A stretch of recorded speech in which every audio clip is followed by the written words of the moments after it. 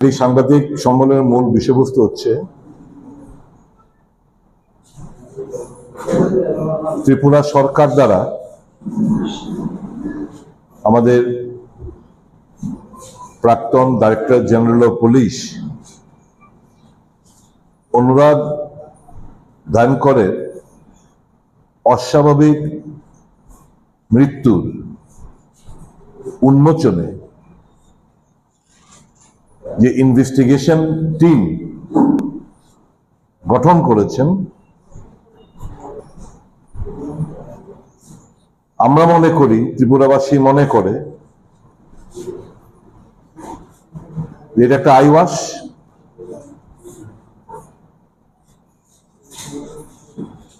সঠিক তদন্ত সংগঠিত হতে দেবে না,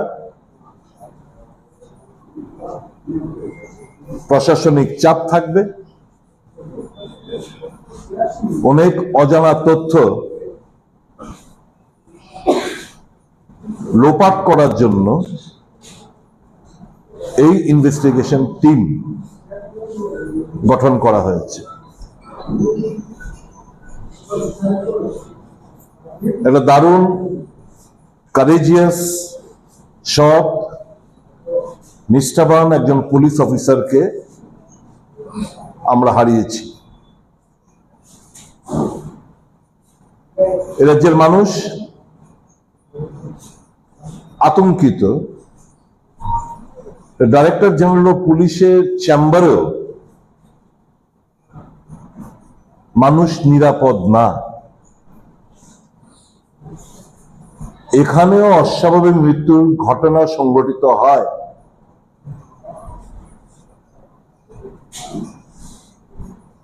এই অস্বাভাবিক মৃত্যু, এটা কি মার্ডার? এটা কি আত্মহত্যা? এই নিয়ে একটা প্রচন্ড তর্ক বিতর্ক, ধোঁয়াশা সৃষ্টি হয়েছে জনমনে।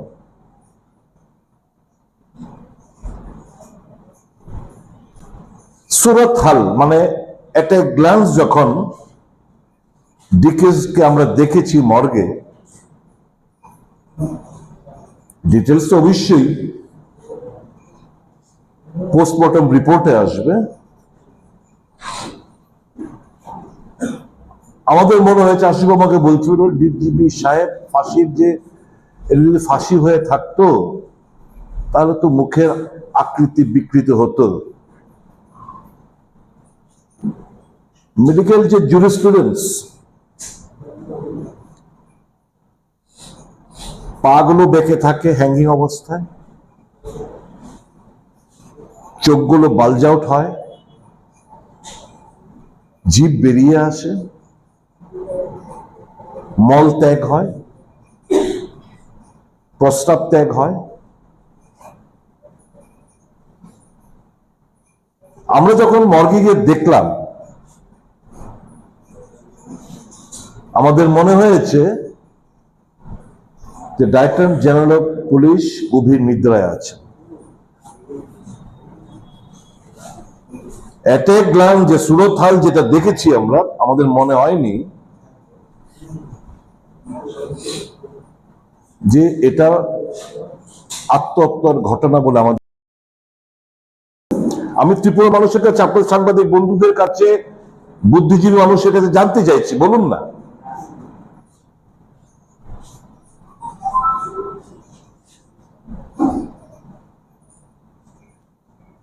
এমন তো হতে পারে it is a pre plan murder, strangling to death, গলা টিপে ওনাকে হত্যা করে বাথরুমে শুয়ে রাখা হয়েছে, বেঁধে দেওয়া হয়েছে।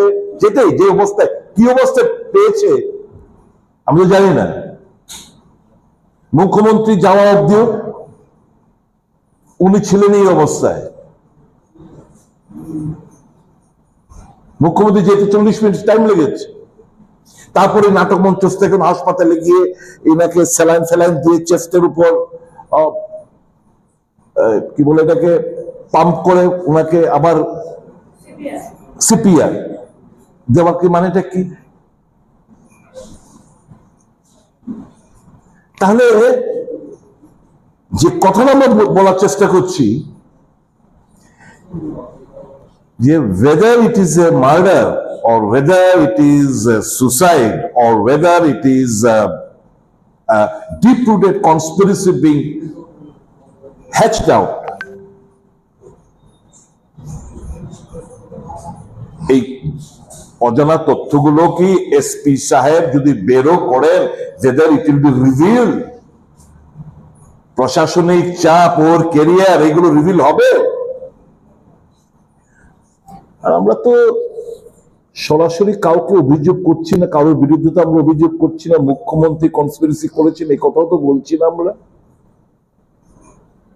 তো মুখ্যমন্ত্রীর এই জুডিশিয়াল সিটিং হাইকোর্টের জাস্টিসকে দিয়ে জুডিশিয়াল এনকোয়ারি করাতে অসুবিধাটা কোন জায়গায় আমাকে বলুন না।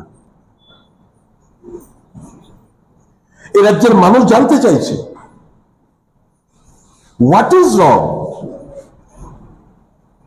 তাহলে বলতে হবে, বুঝতে হবে মুখ্যমন্ত্রী চাইছেন কোনো না কোনো একটা জায়গায় এই জিনিসগুলো যাতে রিভিল না হোক, তার জন্য এসপি লেভেল অফিসারদেরকে দিয়ে একটা আইওয়াশ করার চেষ্টা হচ্ছে, so that the original truth is not reflected. ঘটনা যেটা এটা যেন রিফ্লেকশন না আসে। এই ধরনের ইনভেস্টিগেশন তো সদর এসডিএম শুক্রম দেববর্মার সময়ও আমরা দেখেছি। আলটিমেটলি কি হয়েছে? এফআরটি দিতে হয়েছে, ফাইনাল রিপোর্ট দিতে হয়েছে। তো ডাইরেক্টর জেনারেল অফ পুলিশ তার কক্ষে আনন্যাচারাল ডেথ হয়,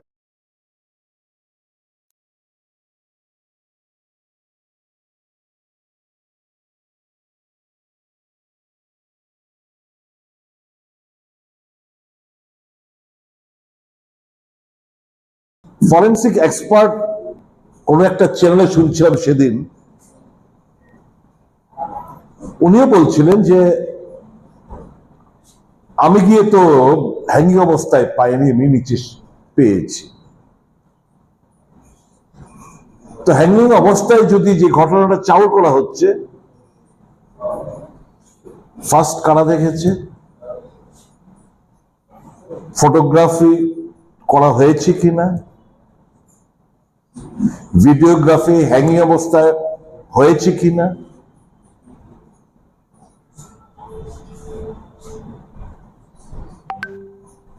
তার তো কোনো বিবরণ আমরা পাইনি।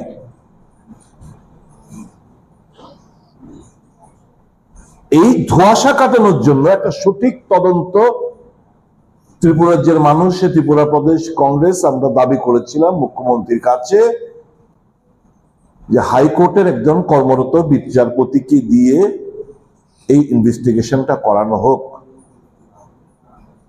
তদন্তটা করানো হোক।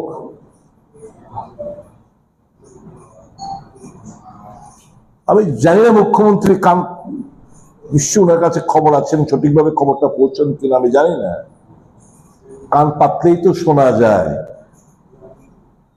এখানে পুলিশ অফিসার ছাড়াও তো নানা ক্যাটাগরির লোকরা চাকরি করেন।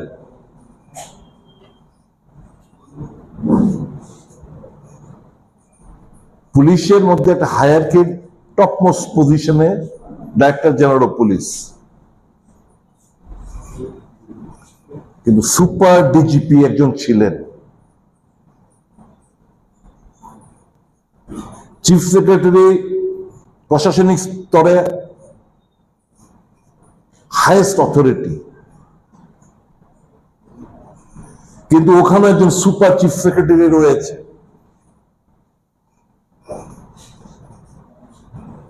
পুলিশ হায়ারকির মধ্যে ডিজিপির উপরও একজন সুপার ডিজিপি হিসেবে কাজ করে যাচ্ছেন, যিনি মানিক সরকারের জামানায় আমরা দেখতাম খুব কাছের মানুষ, বিপ্লব দেবের জামানায় আমরা দেখেছি খুব কাছের মানুষ, এখন বর্তমানের সময় দেখছি খুব কাছের মানুষ।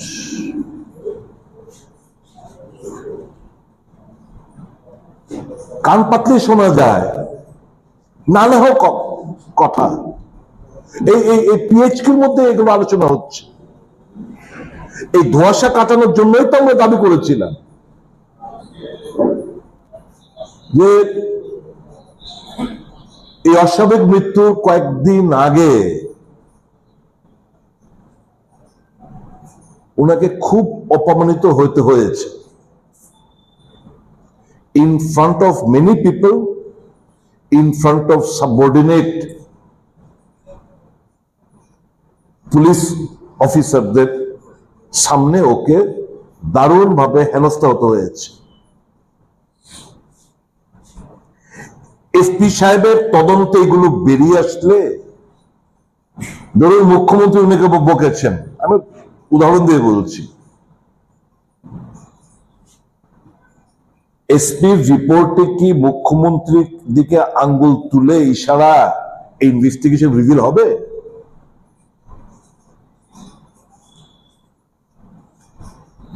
কান পাতলে শোনা যাচ্ছে যে ড্রাগ একটা বড় ইস্যু, কিছুদিন আগে ড্রাগ ফাগ ধরা পড়েছে, ছাড়ার জন্য প্রেশার আসছিল। এটা যদি সত্য হয়ে থাকে তাহলে কি এটা এই এসপি লেভেল অফিসারের ইনভেস্টিগেশনে এটা রিভিল হবে?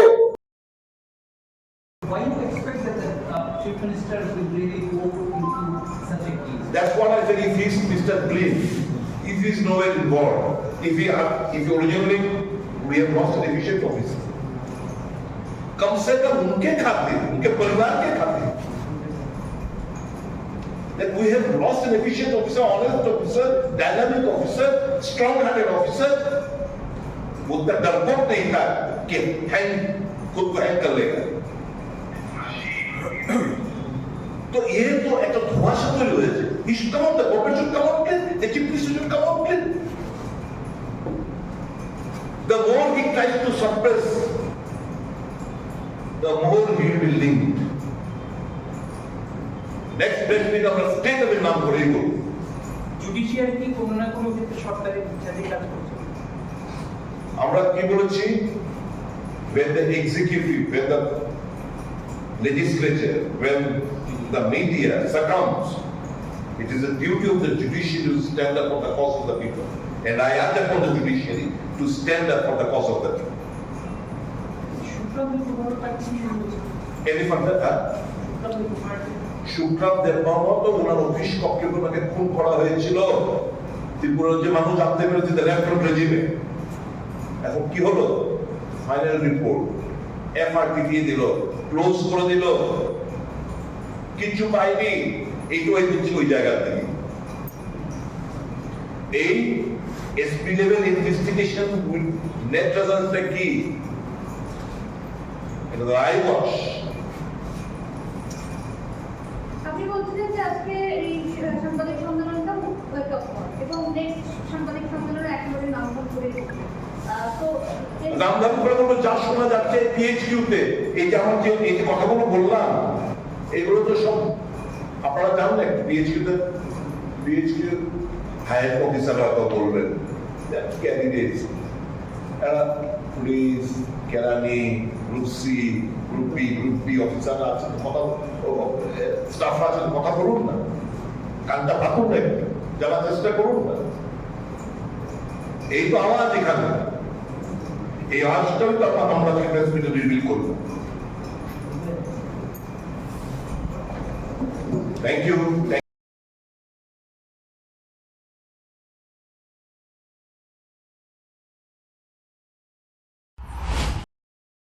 Porima by Shimiya, Omo Kaisa Samu, take experience by Serengnani se, and Kaisa lesson confident Bill Kaina Bagay, and Avono Furungzago, Chinibineka Institute of Health Science.